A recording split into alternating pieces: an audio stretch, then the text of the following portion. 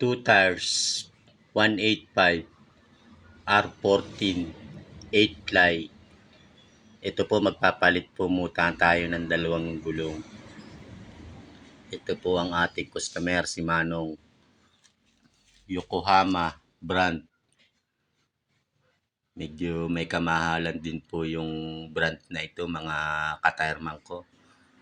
Ito po si Master, kinakalas na po yung gulong at ako po ang magpapalit ng gulong. Gagamitin po natin yung tire changer. Yun, muli pong magagamit uli yung ating tire changer. Astig talaga ng Yokohama na ito, mga lodi. Bagong-bago, medyo may kamahalan lang talaga. Yun, let's go! Papalitan na po natin, mga idol. Pero bago po tayo magpatuloy, muli po, thank you po sa inyong lahat na patuloy na tumatangkilik sa aking mga content. Yan, sa aking mga vulcanized vlog.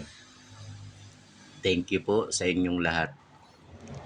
Bali, madali lang naman po magpalit nito basta meron po tayong tire changer. Madali lang po talaga. Mabilisan lang pag ganitong may gamit tayong tire changer. Medyo may kamahalan lang po talaga kapag tayo bumili ng tire changer. Dalawang gulong po ito. Bali po ito ay customer na po natin. Palagi po siyang nagpapagawa dito sa amin.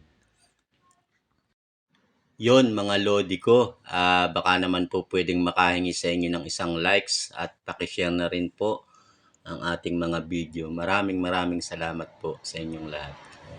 Ito na po, ikakabit na po natin yung brand new tires. Yan. Basic na lang po ito kapag ganito po yung ating gamit. Saglitan na lang po ang trabaho. Yan, hahanginan po ito ng 45 PSI. Total 8 ply naman po siya. Ito na po yung pangalawang gulong. Pabababay na po natin ang press. Yan. Gagamitan natin ng press machine. Yun. Yan lang po ang kagandahan kapag meron tayong tire changer.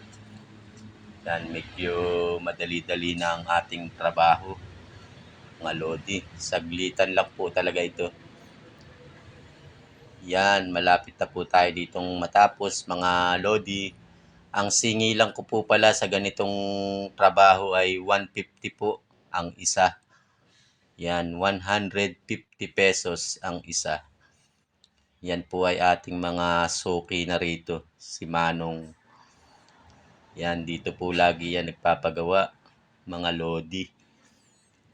Kaya hindi po tayo pwedeng magtaas ng presyo kapag palit gulong lang. Total, madali lang naman po talaga pagpalit gulong lang. Yon. Tapos na po tayo dito, mga lodi. Si Master na po ang bahalang maghangin. 45 PSI. Yon, muli po. Salamat po sa inyong lahat na patuloy na sumusuporta sa amin. Yan. Thank you for watching po. Bye-bye po everyone. God bless po.